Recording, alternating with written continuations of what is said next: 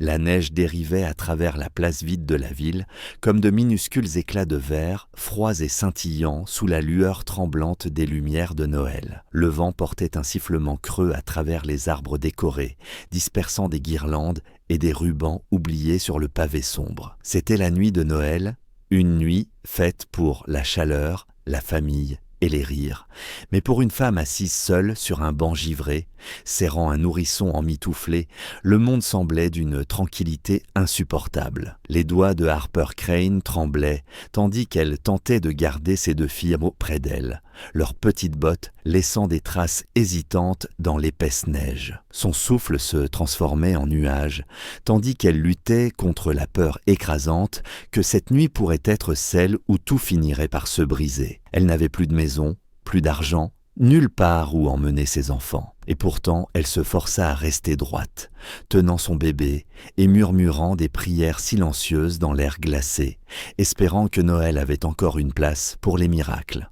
Avant que l'histoire ne continue, si vous croyez en la gentillesse, en les secondes chances et en l'aide apportée à ceux qui souffrent, merci d'aimer, de commenter, de partager et de vous abonner à Kindness Corner. Et comme toujours, dites-nous en commentaire d'où vous nous regardez. Votre présence signifie tout pour cette communauté. Alors que Harper tentait d'apaiser sa respiration, ses filles, June et Marlo, se blottirent contre ses côtés, leurs joues rosies par le vent glacé. June tira doucement sur le manteau de sa mère, lui demandant dans un murmure si le Père Noël les avait oubliés cette année.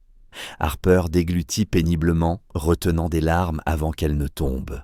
Elle ne voulait pas que ses enfants ressentent la peur qu'elle portait en elle, cette angoisse étouffante de l'incertitude. Mais la vérité était qu'elle avait épuisé tous les plans qu'elle possédait autrefois. Après la mort soudaine de son mari, Oliver, 8 mois plus tôt, la vie était devenue une longue suite de pertes. Les factures s'accumulaient plus vite qu'elle ne pouvait travailler. Son emploi à temps partiel avait disparu lorsque le magasin avait fermé. Le propriétaire n'avait montré aucune pitié. Et lorsque l'expulsion finale était arrivée, 2 jours avant Noël, elle avait entassé ce qu'elle pouvait dans une vieille poussette et marché sans but, espérant que le froid ne s'infiltrerait pas trop profondément dans les os de ses enfants. À travers le terrain enneigé, garé sous un lampadaire vacillant, un pick-up bordeaux ronronnait doucement. Un homme en descendit, ses bottes craquant lourdement dans la neige.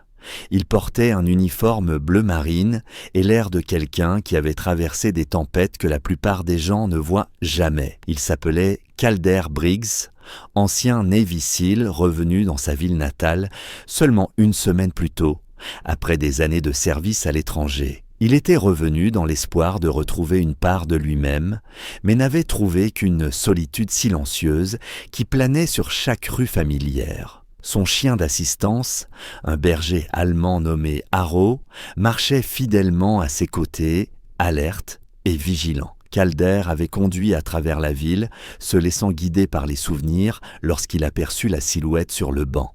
Quelque chose dans la manière dont la femme se courbait en avant, dans la façon dont les 2 petites filles se pressèrent contre elle, et dans le léger mouvement d'un bébé dans ses bras, le fit ralentir. Il hésita d'abord, les gens ont leur vie, leurs murs, leurs limites, mais il remarqua alors le tremblement de ses épaules, à quel point son manteau ne suffisait pas pour ce froid mordant, et comment les bonnets des enfants étaient tirés si bas qu'ils couvraient presque leurs yeux pour les protéger du vent. Quelque chose remua en lui, une impulsion profonde, persistante, qu'il ne pouvait ignorer. Il s'approcha lentement, Arrow restant à ses côtés, sentant la tension et la tristesse dans l'air.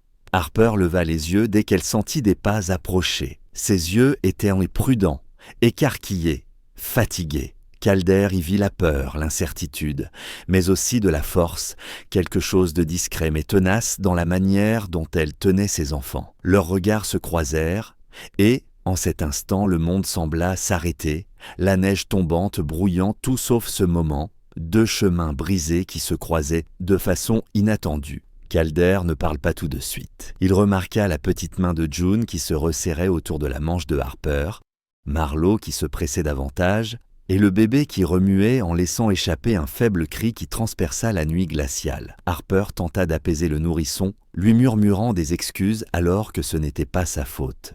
quelque chose se tordit en Calder, une douleur qu'il n'avait plus ressentie depuis la perte de plusieurs coéquipiers en mission.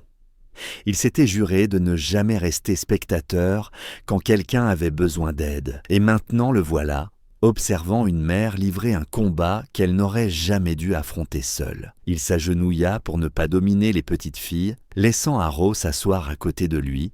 La présence calme du chien apporta un bref moment d'apaisement aux filles effrayées. Quand Calder parla enfin, sa voix était douce, posée et chaude dans l'air glacé. Il demanda si elle allait bien, même s'il connaissait déjà la réponse. Harper tenta de dire qu'elle allait bien, mais la fissure dans sa voix trahit la vérité qu'elle tentait de cacher depuis des mois. Elle admit, d'un ton discret et honteux, qu'elle n'avait plus nulle part où aller. Elle s'excusa encore et encore, comme si sa souffrance était quelque chose dont elle devait fournir une explication au monde. Calder sentit la colère monter, pas contre elle, mais contre une vie qui pouvait être si impitoyable. Il tendit la main, ni brusque, ni exigeante, juste un geste d'empathie, de compréhension. La neige se déposait légèrement sur sa manche, tandis qu'il lui tendait la main. Sa voix était basse mais ferme, empreinte de la sincérité de quelqu'un qui pèse chaque syllabe. Il lui dit qu'elle n'avait pas à s'excuser de survivre et qu'aucune mère ne devrait se trouver dehors comme ça, la nuit de Noël.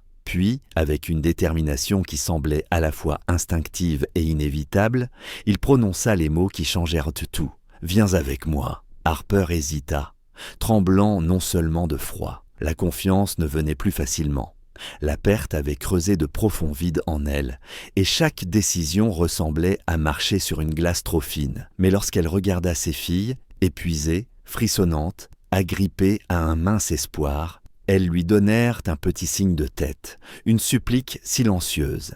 Et lorsqu'elle regarda de nouveau Calder, elle n'y vit pas de la pitié, mais de la sincérité, de la stabilité et un sentiment de protection qu'elle n'avait plus ressenti depuis des mois. Elle posa sa main dans la sienne, froide, fragile, mais chargée d'une croyance muette que peut-être, oui peut-être, c'était le tournant qu'elle avait tant prié d'obtenir. Calder les conduisit jusqu'à son camion chaud, aidant les enfants à s'installer, brossant doucement la neige de leurs manteaux. Arrow grimpa en dernier, se couchant à leurs pieds, comme un gardien. Calder les emmena non seulement dans un endroit chaud, mais dans un lieu où les lumières brillaient plus fort, où les murs semblaient sûrs et où l'air ne piquait plus de peur. Il leur donna des couvertures, de la nourriture et un espace pour respirer à nouveau. Pour la première fois depuis des mois, Harper sentit le poids écrasant de la survie se soulever. Ne serait-ce qu'un peu avant de continuer vers la fin émotive. Si cette histoire a touché votre cœur jusqu'ici, n'oubliez pas d'aimer, de partager, de commenter et de vous abonner à Life's Message New.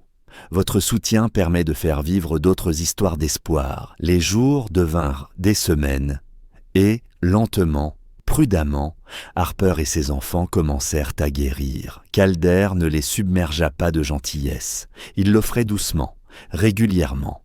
Il répara les bottes abîmées des filles, aida Harper à trouver un travail stable et s'assura que le bébé avait tout ce dont il avait besoin. Harper recommença à sourire. Pas les sourires forcés, mais de vrais sourires, ceux qui atteignent les yeux. Calder, lui aussi, se découvrait en train de guérir, trouvant un sens nouveau dans l'aide apportée à une famille qui retrouvait stabilité et espoir. La nuit de Noël les avait réunis dans l'obscurité, mais elle avait aussi allumé un chemin fait de compassion, de force et de nouveaux départs. Avant que l'histoire ne se termine, écrivez en commentaire le moment qui vous a le plus ému. Au printemps, la neige fondit en une herbe verte et douce, l'air devint plus chaud, le ciel plus clair. Harper regardait ses enfants jouer avec Arrow dans le jardin de Calder et sentit éclore en elle quelque chose qu'elle croyait perdu à jamais, de la gratitude, de la sécurité et peut-être la première étincelle discrète de l'amour. Calder se tenait à côté d'elle, les mains dans les poches,